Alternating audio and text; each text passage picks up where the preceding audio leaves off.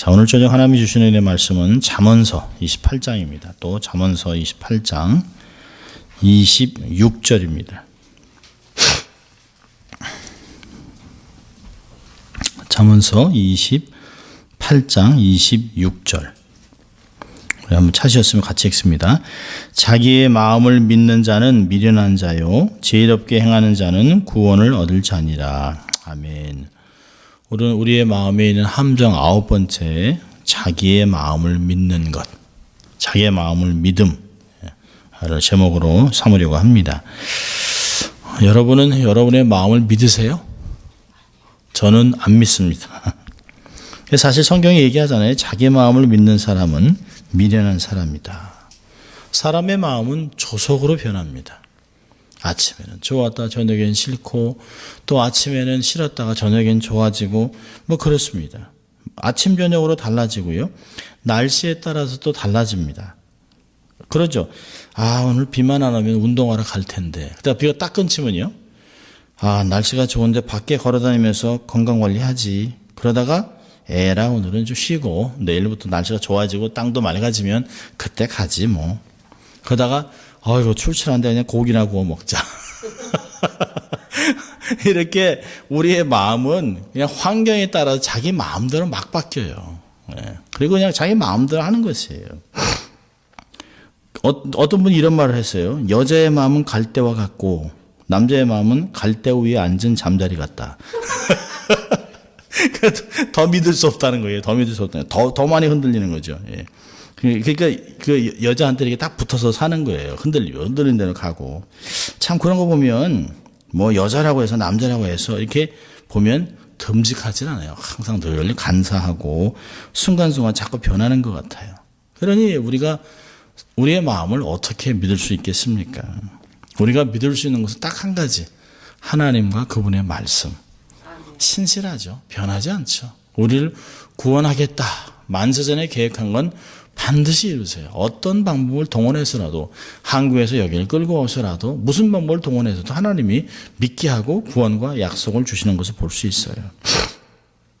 그 주님은 어제나 오늘이나 영원토록 동일하다.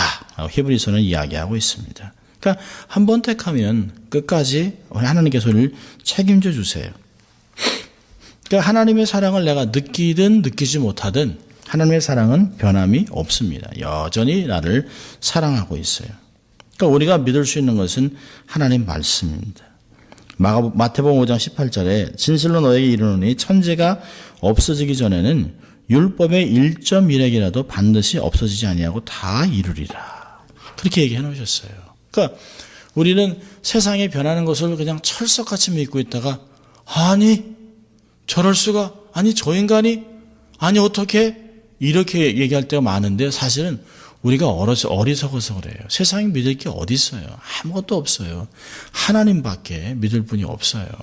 그런데 우리는 철석같이 믿어놓고, 여러분 사실 자식도 믿을 대상은 아니죠. 그냥 자식은 사랑하고 돌봐주고 그러는 거예요. 부부간에도 마찬가지고요. 목회자와 교인들도 마찬가지. 믿는 게 아니라 존중하고 사랑하고 돌봐주고 그렇게 베푸는 것이에요. 그게 인생사입니다. 누가 누구를 믿을 수 있겠어요? 못 믿어요. 그럴 수 없어요. 내가 변하지 않겠다? 아니요. 그거 다 그러잖아요. 우리 결혼하면서 우리 한 시에 한 장소에서 같이 죽자. 안 이루어져요. 그럴 수가 없어요. 그러지지 않습니다. 최근에 뭐 하루 사이에 죽은 분이 있어요. 뭐 같이 63년 해로하고 그 아내가 죽는 걸 보고서 나도 같이 곁에 있겠다 해서 이렇게 뭐 손잡고 하루 만에 죽었다고 하지만 같은 시간에 그렇게 어려워요. 약속을 지킬 수 있는 것이 아니에요. 그런데도 우리는 사람의 말을 철석같이 믿어요. 또 그것도 우리가 스스로 다짐하잖아요. 저 사람은 절대 안 바뀌어. 세상은 다 바뀌어도 안 바뀌어. 아니 자기 마음을 그렇게 다짐하고 믿어요. 그래놓고 내가 왜 어떻게 믿었지? 어떻게 속았지? 이러고 있습니다. 여러분 11절을 보면 11절에 이런 말이 있어요. 부자는 자기를 지혜롭게 여겨도 명철한 가난한 자는 그를 살피하느니라. 그럼 부자는 자기를 지혜롭게 여긴다는 거예요. 자기 마음을 믿어요. 자신이 성공했기 때문에 남들을 함부로 취급합니다. 특별히 이제 자수성가한 사람이 좀 이런 모습들이 있습니다. 아주 그냥 텅 빈 손으로 성공을 했기 때문에 아주 다른 사람들한테 자기의 방법이 최고라고 얘기합니다. 제일이에요. 다른 사람은 다 어리석고 게으르고 물러 터졌고 어려움을 싫어하고 이거 다 이래서 가난한 거지 세상에 안 되는 게 어딨냐 막 이럽니다. 그리고 막 혹평을 하면서 그거 하나 못해? 그게 뭐가 어렵다고? 이게 뭐가 지저분한 거야? 이렇게 해도 안 살아? 그러면서 어떻게 큰 꿈을 꾸나? 막 이런 얘기를 합니다. 그럼 듣는 사람들은 정말 기죽죠. 그건 격려가 아니라 사람을 더 짓밟는 거죠. 사실은 자기가 막 자기의 내가 말이야 이런 거 이럴 때도 최선을 다했다고 하지만 잊어버리는 게 있어요. 이 모든 것은 하나님의 은혜였다는 걸 잊어버리는 거예요. 아니 자기만큼 노력 안 하는 사람이 어디 있습니까? 세상에. 세상에 노력해도 안 되는 게 얼마든지 있잖아요. 그런데 노력하면 다 된다는 거예요. 아니에요. 그렇지 않아요. 자수성가한 사람들이 대개가 이런 말을 합니다. 여러분 어리석은 부자는 물질만 있으면 된다고 살 수 있다고 믿어요. 얼마나 어리석습니까? 이 성경에서 이걸 풀어주잖아요. 누가복음 12장에 15절부터 21절에 어리석은 부자의 비유를 얘기합니다. 그러니까 성경이 이걸 풀어주는 거예요. 이 자기를 믿는 자는 부자는 자기를 지혜롭게 여기는데 그게 어리석다는 거예요.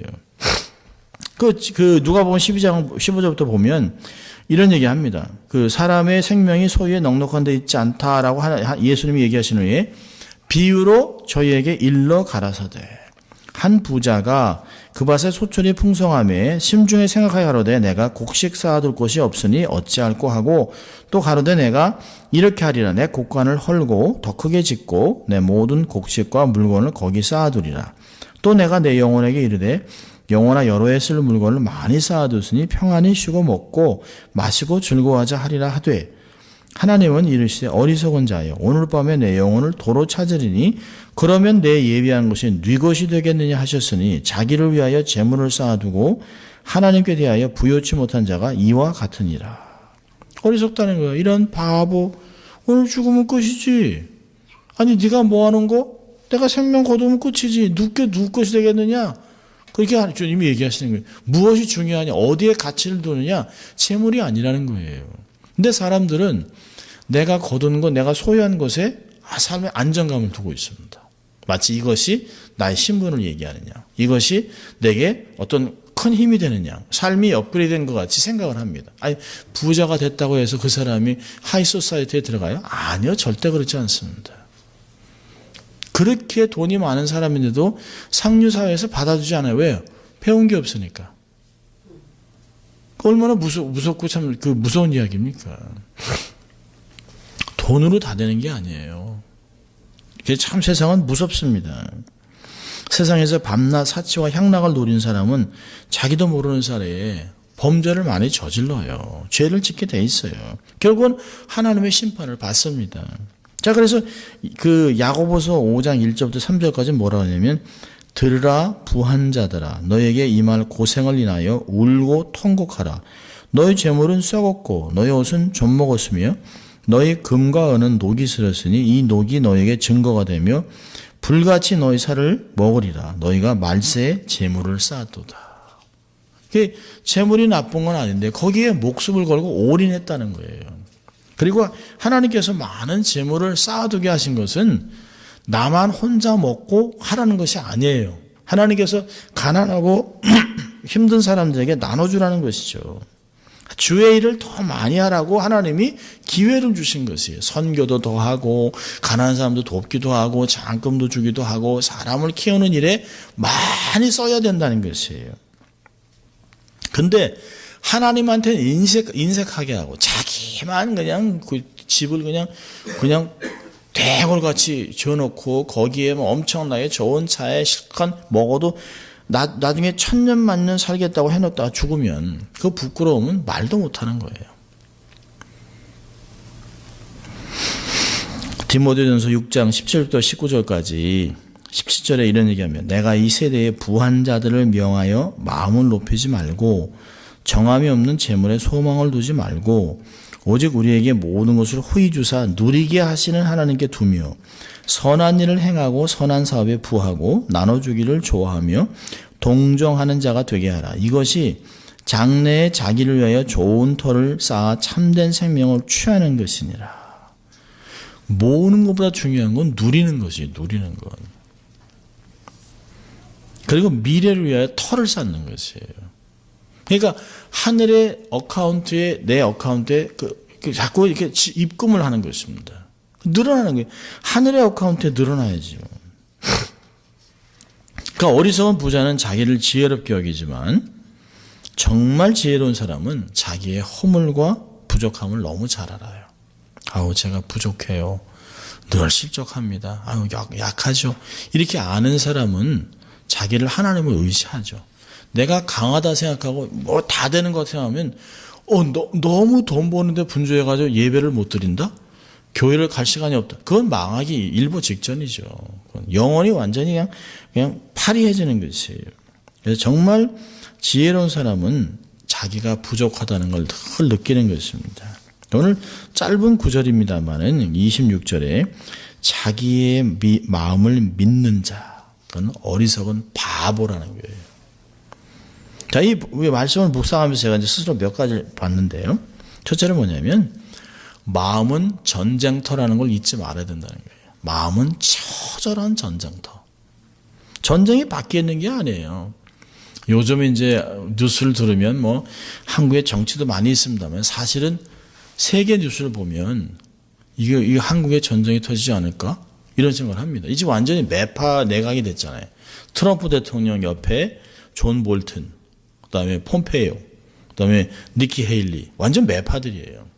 최근에 어저께 뉴스에 보니까 이미 내각을 전쟁을 위한 내각으로 구성했다는 거예요. 최고의 무기들을 다 동원해서 한 방에 끝나겠다는 거예요. 3일 안에 전쟁을 끝나겠다고 얘기합니다. 얼마나 무섭습니까? F-35 같은 거 이렇게 막 뜨면 순식간에 난리 나는 거죠. 그래서 이게 정치인들이요. 워싱턴에서 그 상원의원 하원들이 얘기하는 게 이라크를 침공할 때 분위기랑 똑같답니다. 지금. 얘기하는 것도 그렇고 준비도 그렇고 그리고 얘기했습니다. 그 장군이 나와서 하는 게 fly tonight. 그러니까 오늘이라도 전쟁을 한다는 거예요. 작전 명령이 fly tonight입니다. 오늘 당장. 얼마나 무서운 얘기예요. 그런데 웃기는 건요. 한국 사람들도 동포들만 걱정을 해요. 동포들만. 정말 전쟁 나면 사실 조그만 폭탄이라도 하나 탁 서울에 떨어지면 경제가 30년 후퇴랍니다. 30년 후퇴. 하나만 떨어져도. 핵폭탄 떨어지면 50년이고요. 그런데 아무도 걱정을 안 해요. 아무도 걱정을 안 해요. 저희 형님하고 통화를 하면 난 지금 미국으로 들어가야 될지 정말 모르겠다. 근데 웃기는 건 아무도 걱정을 안 해. 전쟁 난다 하게 70년이 있었기 때문에 아무도 걱정 안 한다는 거예요. 오히려 할아버지들만 걱정한답니다. 할아버지. 70대 80대 전쟁을 경험한 세대들은 걱정한다는 거예요. 그러니까 대통령부터 해서 이렇게 운동권에 있는 정치인들은 설마 전쟁이 나겠냐 이러고 있답니다. 죽대봤다는 거죠. 후회할 일이 생기는 거예요. 근데 그거는 우리가 눈으로 보는 거예요. 최근에도 테러를 해가지고 차로 몰아가지고 불란서에서 몇십 명이 죽고 지금 시리아에서 북한이 제공한 화학 무기를 써가지고 어린아이들까지 독가스로 죽고 이런 일이 터집니다. 무시무시하죠. 그래서 미국이 시리아를 칠 겁니다, 이제. 근데 그 무기를 제공한 나라가 북한이라는 걸 잡았습니다. 그러니까 더 가만히 안 두겠다는 거예요. 그러니까 얼마나 무섭습니까? 근데 그거는 지금 나하고 직접 개입된 것들이 아니잖아요. 그것도 무서운데. 근데 정말 무서운 건 이 안에서 일어나는 거예요. 매일. 전쟁은 언제 일어날 거다 해서 몇십 년이 가요. 근데요, 우리는 매일 전쟁을 치르는 거예요. 더 치열한 전쟁. 참 사탄이 원하는 거는 우리 몸이 아니에요. 한 뼘도 안 되는 심장. 이 주먹 하나, 자기의 주먹하고 딱 사이즈가 심장이 맞잖아요. 그 마음. 근데 우리가 사실 이게 심장은 한 뼘이지만 이 마음은 한 평도 안 돼요. 한 평도. 한 평도 안 되는데 이게 얼마나 무섭습니까? 아주 이게 무한한 가능성이 있습니다. 이 한 평도 안 되는 가슴 안에 세계가 다 들어와 있잖아요. 역사 2000년이 다 들어와 있잖아요. 역사가 다 있어요. 5000년, 이런 역사의 의식을 갖고 있기 때문에 이 안에 다 있어요. 이 안에 무시무시한 무기들이 있습니다. 이 무기들이 입에 장착되면 이건 핵무기보다 더 무서운 거예요. 입과 몸을 통해서 발사되면 가공할 만한 일이 생겨요. 그게 우리 마음 안에서 생기는 것들이에요. 소극적으로는 우리가 미래에 대한 두려움, 현실에 대한 좌절, 주기적으로 달려오는 고독, 이유 없는 분노, 이런 것들이 우리 삶에서 계속 보글보글 물끓듯이 일어나고 있습니다. 아니, 평안한데도요, 우리가 그런 생각합니다. 만약에, 아니, 잘 가는데, 이러다가, 이런 얘기를 합니다. 아니, 그런 일 생각을 해요. 또요, 공격적으로 한다면 타인을 향해서 이를 갈고, 욕을 하고, 분노하고, 칼질을 하고, 도마질을, 난도질을 하고, 총으로도 쏴주고, 이 안에 다 이루어지고 있어요. 이 안에 다 이루어지고 있습니다. 얼마나 무섭습니까? 이것이 자기가 통제되지 않으면 몸으로 나오면 사람을 죽이는 거예요. 강도질을 하는 것이. 그래서 이런 것들이 우리의 일상생활에 아주 내 삶을 황폐하게 만드는 것이 날마다 이 삶에서 일어나고 있습니다.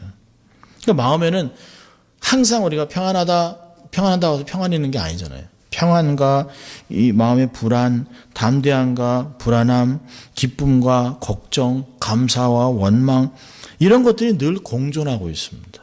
그래서 사도 바울이 그랬잖아요. 내 마음 안에 선한 것을 하려고 하는데 그게 안 된다는 거예요. 우리 안에 정말 싸움이 있다는 거죠. 공고한 나를 도와달라고 얘기하는 거죠. 내가 스스로 감당이 안 돼요. 그 엄청난 율법 학자 바울이 자기가 정말 율법에는 한 점도 부끄러움이 없는 사람이 그런 고백을 하는 거예요. 마음 안에 있는 것들이. 마음에 무엇이 있느냐? 마음이 어디로 기우냐에 따라 내 언어가 바뀌고 행동이 바뀌고 삶이 변하고 가치가 바뀌고 삶이 그렇게 다듬어져요. 사람이 생각한 대로 그렇게 가는 거예요. 그래서 잠언서에서 27장에도 보면 사람이 생각하는 사람, 그 사람이 그 생각이 그 사람이라는 거예요. 그래서 사단은 시시각각 우리의 마음을 염탐하죠. 그래서 담도 없고 무장도 하지 않은 느슨한 마음에 침입해서 휘젓고 다니면서 그냥 별의별 걸 다 심어놓는 거예요. 여러분 바울의 경고를 들어보세요. 에베소 6장 12절에 우리의 씨름은 혈과 육에 대한 것이 아니요 정사와 권세와 이 어두움의 세상 주관자들과 하늘에 있는 악의 영들에게 대함이라. 전쟁이 밖에 있지 않아요. 전쟁은 안에 있습니다. 여러분 사단이 우리의 마음에 들어와서 분별력을 마비시키면 사단이 제일 원하는 건 분별력을 마비시키는 거예요. 바울이 계속 그랬잖아요. 영분별을 하라고 얘기합니다. 근데 분별력이 마비되면 성과 속의 기준이 무너져요. 이게 거룩한 건지 음란한 건지 더러운 건지 세속적인지 이게 기준이 무너져 버렸습니다. 그래서 우리의 마음 안에 뭐가 생기냐면 회색지대가 생겨요. 그러니까 괜찮을 거야. 이런다고 사람이 죽어? 이렇게 나온단 말이에요. 저는 가끔 학생들하고 대화를 하면서 자기는 아직 100% 기독교인이 아니라 그럼 왜 학교 왔냐는 거예요. 왜 100% 기독교인이 아니면 우리 삶 그러니까 항상 회색지대에 남아있는 게 자기는 양쪽으로 극과 극을 달리지 않는다는 거예요. 그래서 제가 웃으면서 가운데는 제가 웃으면서 이제 천국, 지옥, 지옥불 떨어진다는 거예요. 다리가 없게 돼요. 그리스도가 없으면 다리가 없으니까. 얼마나 참 우리의 삶이 정말 그 분별력을 잃어버리면 현실과 비현실을 비교하지 못해요. 구분을 나누지 못합니다. 그러니까 어떻게 돼요? 우울증이 생기고 그래서 어쨌든 삶 속이 막 현실로 갔다 비현실로 갔다 막 발작을 일으키고 소리도 지기도 하고 막 짜증을 내기도 하고 분노하기도 하고 막 이렇습니다. 자기를 막 자학하기도 하고 그럽니다. 이게 영적인 분별력을 잃어버리게 하는 거예요. 우리가 제가 많이 썼던 얘기입니다만 많이 알려져 있는 유명한 이 일이에요. 실제 일어났던 일인데요. 냉동회사에서 일어난, 제가 전에도 예화를 드렸는데요. 냉동회사의 한 직원이 모두 퇴근하고 난 뒤에 일을 마무리하다가 그만 냉동 창고에 갇히고 말았다. 아무도 없다. 아무리 소리쳐도 들리지 않는다. 이젠 꼼짝없이 얼어 죽었다. 그 남자가 냉동 창고 안에서 죽어가면서 글을 남겼다. 냉동 창고에 갇힌 지 1시간이 지났다. 너무도 춥다. 벌써 손과 발에 감각이 없다. 2시간이 흘렀다. 이젠 추위가 느껴지지 않는다. 그러면서 숨고두는 마지막까지 기록을 남겼어요. 다음날 아침 그는 얼어 죽은 채로 발견됐는데 정작 놀라운 사건은 그 냉동 창고는 그 전날 고장이 나서 플러그가 빠진 상태였다는 것이. 그 안의 온도는 밖의 온도와 2도 차이밖에 안 났답니다. 근데 사람이 얼어 죽을 만한 온도가 전혀 아니었다는 거예요. 그런데 얼어 죽은 사람이 갖고 있는 증상을 그대로도 보인 채로 얼어 죽었답니다. 그러니까 생각하는 대로 몸이 그대로 움직이는 거예요. 여기서 굉장히 그 얘기가 뭐냐면 냉동 창고다 이제 얼어 죽었다라고 하는 그 말에 몸이 통제가 되는 거예요. 컨트롤 된 거예요. 마음 먹은 대로 생각나는 대로 몸이 움직인다는 거예요. 그러니까 어느 학자가 그런 얘기 하셨어요. 이제 죽었다 그러면 모든 세포들이 죽을 준비를 딱 한다는 거예요. 그러니까 우리는 살겠다, 야 괜찮다, 좋다 이렇게 밝은 이야기를 할 필요가 있다는 거죠. 그래서 스스로 내게 내 속에 있는 모든 것들을 하나님을 찬양하라 이렇게 얘기할 필요가 있다는 거죠. 그렇게 해야 되는 것이에요. 내가 하나님을 찬양하리라, 하나님 바라보리라, 내 영혼아 왜 낭망하는 거 이렇게 시편 기자가 보면 자기 자신에 대해서 그렇게 막 고백을 하고 명령을 하는 걸 볼 수가 있어요. 그냥 있는 것이 아니에요. 내가 가만히 보니까 아니니까 내 영이 내 육신을 역신의 명령에서 통제를 하는 것이에요. 작은 불씨 하나가 이 마음 안에서 큰 화마로 바뀝니다. 마음 깊은 곳에서 숨은 화물이 꿈틀거리는 거죠. 그래서 시편 19편에 보니까 우리 안에 고범죄와 숨은 죄가 숨어 있어요. 숨은 죄가 숨어서 꿈틀꿈틀합니다. 이거는 조심해야 되는 거죠. 사로잡아야 돼요. 부정적인 생각, 잘못된 것은 잡아야 됩니다. 여러분 몸 안에 기생충이 벌레가 기어다니게 해서는 안 되죠. 여러분 우리의 마음 안은 마치 제가 늘 말씀드리는 것 같이 이게 지뢰밭 같은 거예요. 나는 그렇게 생각 안 했는데 뻥 하고 터졌습니다. 원래 그런 얘기 하려고 한 거 아닌데 불쑥 욕이 나와요. 그리고 정말 분노하려고 한 것이 아닌데 갑자기 차에 껴드니까 에이 하고 이제 막 분노합니다. 의도했던 게 아니에요. 그러니까 우리가 조심해야 되는데 뇌관을 딱 밟는 거예요. 지뢰밭에서. 그러니까 뻥 터지는 거죠. 그러니까 조심 또 조심. 꺼진 불도 다시 봐야 합니다. 그러니까 우리 안에 마음밭이 정말 무서운 지뢰밭이라는 걸 알아야 돼요. 무서운 전쟁터. 그러니까 긴장을 풀면 안 돼요. 긴장을. 우리의 말의 실수는 긴장을 풀었을 때 옵니다.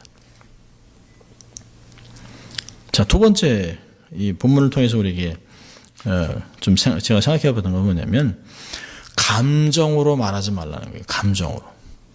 이걸 한마디로 풀어 쓴다면 장담하지 말라는 거예요. 장담하지 마라. 여러분 예레미야 17장 9절을 보면 사람의 마음은 만물보다 거짓되고 심히 부패한 것이에요. 그러니까 그런 마음을 믿는 자는 무지해서 죄악된 일에 빠질 수밖에 없어요. 사람의 마음은 하나님의 뜻과 다른 길로 가고 자기의 그릇된 생각과 행동을 합리화시켜서 교묘하게 매니플레 시켜요. 그래서 요 마음에 있는 걸 잘 포장합니다. 그리고 다른 사람들에게 자기가 어떤 사람이라는 걸 드러내기 위해서 막 확신을 갖고 얘기해. 진짜라고. 이거 내가 경험했다고. 막 드라마틱하게 얘기하고 소리를 높여가면서 그리고 그냥 내가 이거 100불 건다 이런 얘기 합니다. 내 목숨을 건다. 그런 얘기를 해요. 근데 이게 경건하고 바른 생각과 소원을 품은 기독교인들도 이런다는 거예요. 그러니 하나님의 은혜가 아니로서는 그런 우리의 마음의 선한 소원을 이뤄낼 수가 없어요. 예수님께 죽을 때까지 쫓아가겠다고 내가 다른 사람은 다 주님을 버려도 나는 절대 그러지 않겠습니다. 저는 안 그러겠습니다. 이래야죠. 예를 들면 얘들은 다 주님 버려도 얘들은 다 버려도 자기가 낫다는 거 아니에요. 자기가. 베드로가 그럽니다. 그렇죠? 다 주를 버릴 줄. 그러니까 주님이 아주 재밌는 말씀이 나와 있어요. 보면 예수님이 당신이 이제 어려움을 당할 것을 얘기하니까요. 내가 살아난 후에 너보다 먼저 갈릴리로 가리라 하니까 베드로가 대답해서 주를 다 버릴지라도 나는 절대로 버리지 않겠습니다. 그러니까 마태복음 26장에 이런 말이 계속 있어요. 그러니까 예수님이 34절에 내가 진실로 내게 이르노니 오늘 밤 닭 울기 전에 내가 3번 나를 부인하리라. 그러니까 베드로가요 또 얘기합니다. 내가 주와 함께 죽을지언정 주를 부인하지 않겠습니다. 그러니까 다른 제자들도 저게 우리도야 그랬단 말이에요. 그런데 56절을 보니까요. 제자들이 다 예수를 버리고 도망하니라. 자, 그리고 69절부터는 베드로가 바깥들에 요한하우려 이렇게 왔습니다. 근데 한 여종이 나와서 너도 갈릴리 사람 그때 함께 있었지 그러니까 아니라고 모든 사람이 아니라고 부인합니다. 더 나가서는요. 어떤 문 앞에서 어떤 사람이 저를 보고 이 사람 나사렛 예수와 함께 있었는데 그러니까 더 나가요. 맹세하고 절대 아니라고 난 간 적도 없다 이렇게 막 부인합니다. 더 나가서는요. 어린 소녀가 그 사람 거기 말 보니까 그 말을 쓰는데 보니까 74절에 저가 저주하며 맹세하여 그래요. 내가 그 사람을 알지 못한다. 그러니까 닭이 꼬꼬댁 하고 그래요. 이에 베드로가 예수의 말씀에 닭 울기 전에 내가 3번 나를 부인하라 하심이 생각나서 밖에 나가서 심히 통곡하니라. 참 교만하게 자신을 과신한 그래서 큰 소리로 장담했던 베드로는 예수님을 저주까지 하잖아요. 저주까지. 근데 베드로를 탓할 게 없어요. 우리는 더 낫겠습니까? 우리도 목숨이 막 날아가기 할 텐데 간당간당 하는데 우리가 예수님을 부인 안 할 것이라는 건 누가 장담하겠어요? 장담 못해요. 선교사가 어느 선교사가 정말 힘든 고백을 하는 걸 제가 듣고 제가 얼마나 눈물 흘렸는지 몰라요. 자식의 목에다 칼을 대고 성경책 떨어뜨리고 예수님 사진 밟으라고 그러는데 자기가 대면 하겠는데요. 엄마 이러고 있는데 안 되더라는 거예요. 그게요.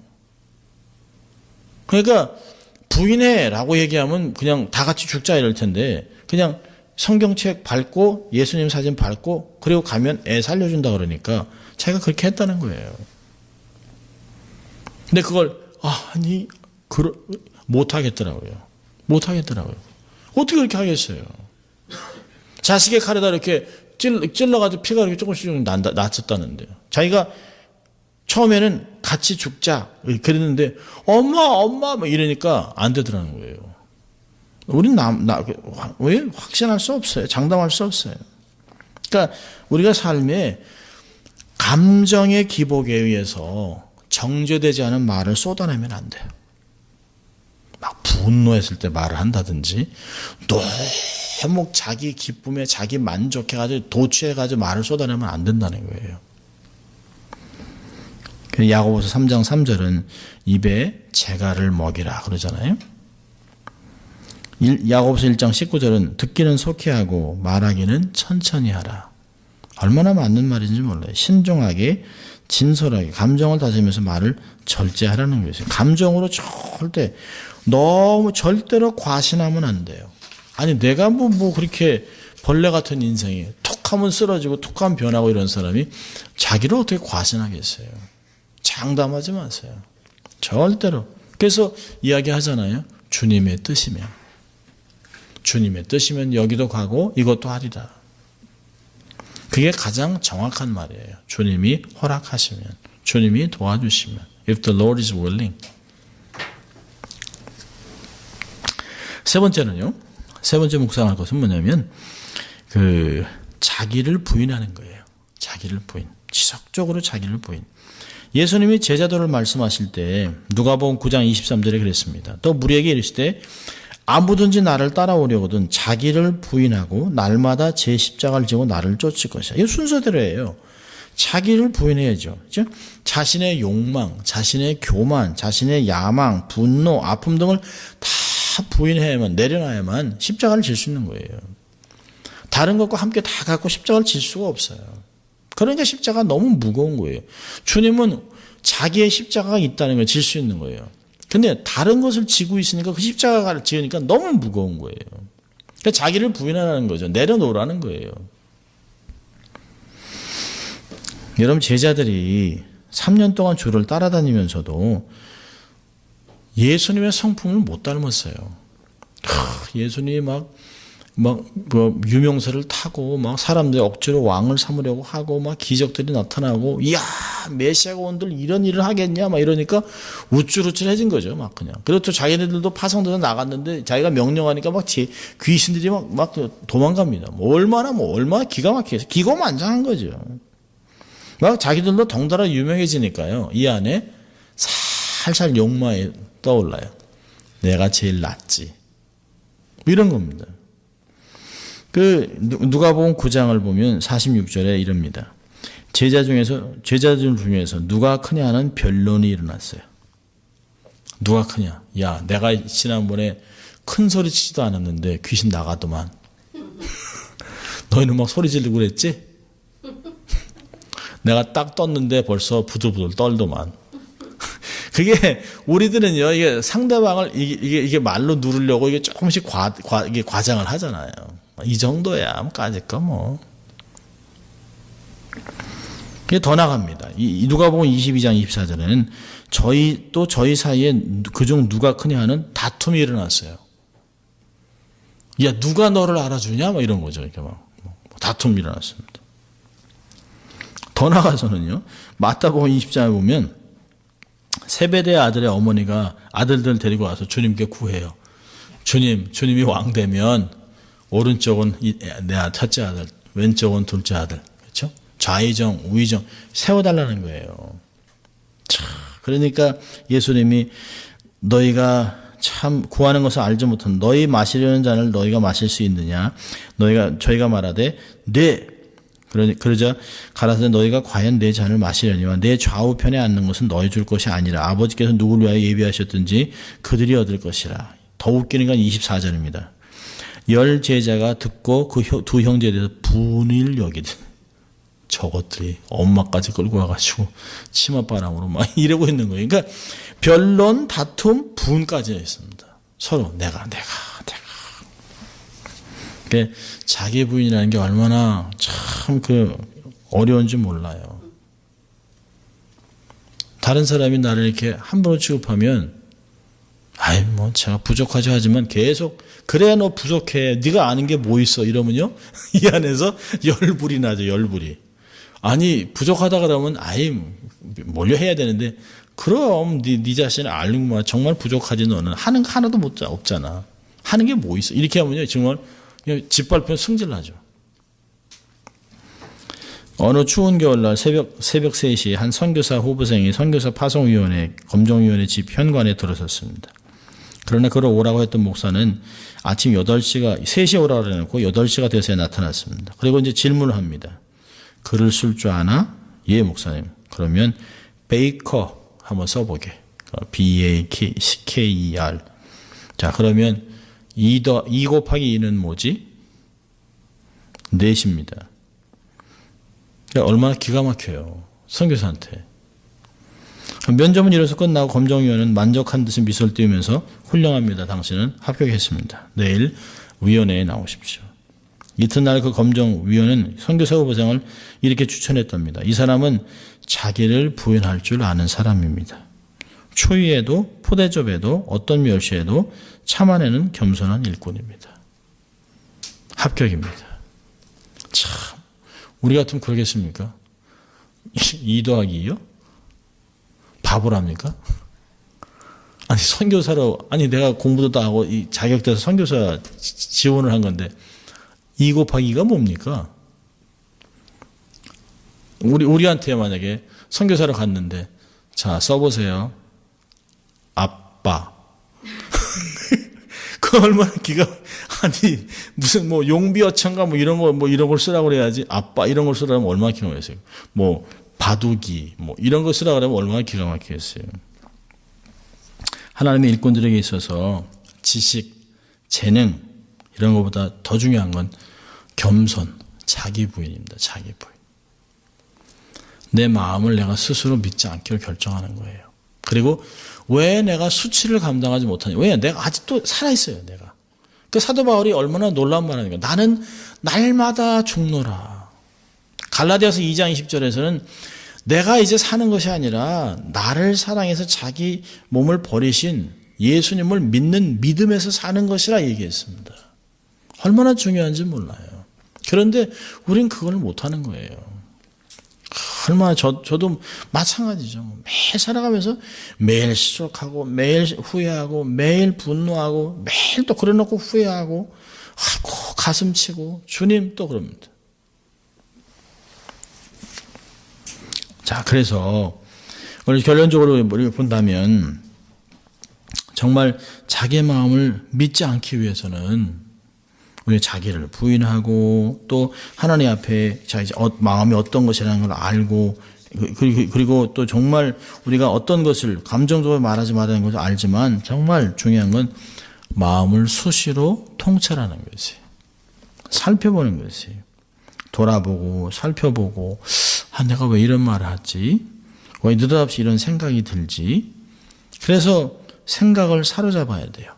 고린도후서 10장 4절과 5절 보면 하나님보다 높아진 생각, 하나님 말씀이 아닌 생각 이런 거 보면 잡아야 됩니다. 그래서 마음을 가꾸고 지키라고 잠언서 4장 23절은 얘기합니다. 히브리서 12장 15절을 보면 아주 재밌는 말이 있어요. 마음에 쓴뿌리가 있다는 거예요. 쓴뿌리가 나서 주위의 사람들을 아프게 합니다. 그런데 마음에 쓴뿌리가 나는 이유가 뭐니까 은혜에 이르지 못한 자가 이랍니다.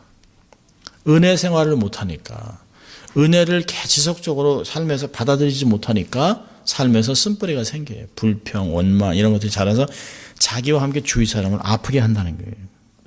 그래서 마음의 쓴뿌리 잡초를 제거해야 돼요. 여러분 중요한 건 내 마음에 들어오는 생각과 모든 계획들을 다 받아들이면 안 돼요. 그냥 멍하고 살면 안 돼요. 정신없이 살아. 이러면 안 돼요. 그러면 안 돼요. 속지 말아야 돼요. 별의별 생각. 어떤 때 우리가 생각해놓고도 와 멋진 생각이라고. 어떻게 이런 생각을 내가 했지? 근데 검증을 안 해요. 그냥 필링으로 가는 거예요. 필링. 그냥 오늘 완전 필이 그냥 넘치는 거예요. 우린 필링으로 사는 게 아니잖아요. 우린 감정으로 사는 게 아니라 의지로, 진리로 살아가는 거예요. 진리로. 여러분 우리 마음에 성령이 역사하지만 마귀도 언제든지 들어와요. 틈을 타서 살짝 들어와서 많이도 휘젓고 다니잖아요. 가라지씨를 조금씩.